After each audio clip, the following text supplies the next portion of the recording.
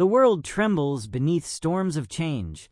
Fires rage, rivers overflow, and the skies weep.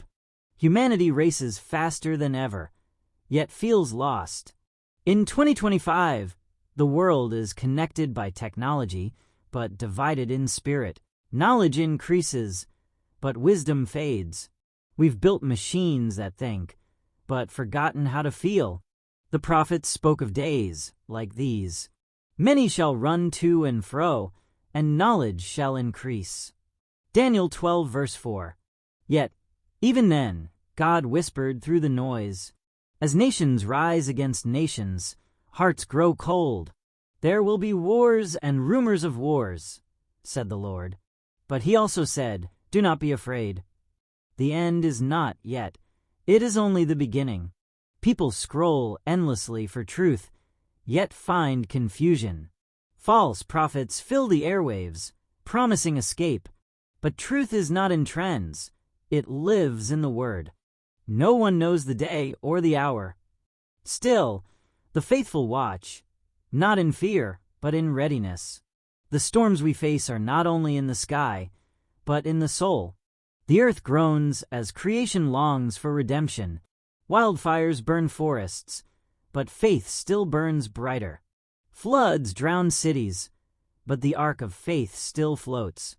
Just as in the days of Noah, warning comes before judgment. God's mercy always precedes his justice. Around the world, chaos rises, yet so does revival. Youth speak boldly about Christ on digital platforms. I will pour out my spirit on all flesh. Joel 2 verse 28. Old men dream again. Young men see visions. Revival does not wait for buildings. It begins in hearts. The love of many has grown cold, but love remains the strongest flame. In disaster zones, strangers become family. Compassion still survives where faith is alive. In silence, God still speaks. Elijah heard him, not in the wind, not in the fire, but in the still small voice.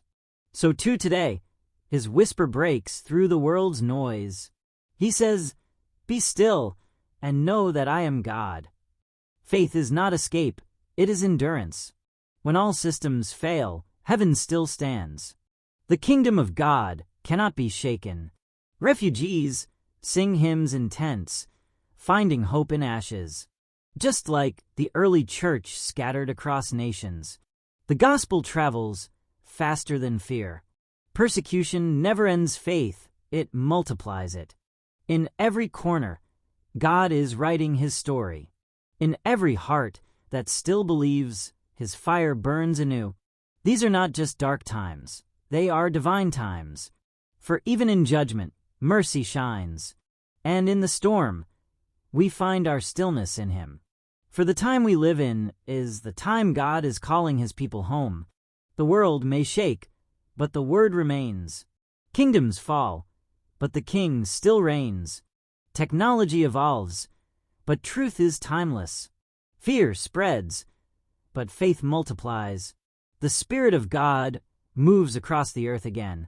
The same Spirit that hovered over the waters in Genesis. The same power that raised Christ from the grave. This power lives in you.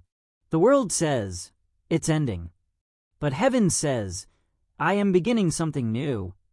For every shaking is preparation for glory. Every storm is cleansing for renewal. Every tear will be wiped away. Every wound will heal in his presence. And every promise will stand fulfilled. So lift your eyes, not to screens, but to the skies. For your redemption draws near. The time we live in is not hopeless. It is holy. A time when God is calling his children to rise, to shine like stars in the darkness, to love when the world forgets how, to stand when others fall, to speak when truth is silenced, to believe when fear says run, to build when others destroy, to forgive when hatred multiplies, to pray when hope seems gone, and to endure till the very end. For he who promised is faithful. Heaven and earth will pass away, but his word shall never pass away. The time we live in tests every heart, but those who endure will see his glory. Every prophecy written is aligning. Every sign points not to fear, but to fulfillment. For the trumpet will sound, and the heavens will open, and the King of Kings will return. The world will bow, every tongue will confess that Jesus Christ is Lord. So until then, we live with faith unshaken, with hearts burning and hands ready, ready to build, to love, to endure. For this is not the end, it is awakening, a call to return to the Word, the way, and the truth. The time we live in is not cursed, it is chosen. Chosen for faith, for courage, for love. Chosen for you for now. This is your moment in his story. The time we live in belongs to God, and his still voice still whispers, "Be still, I am with you."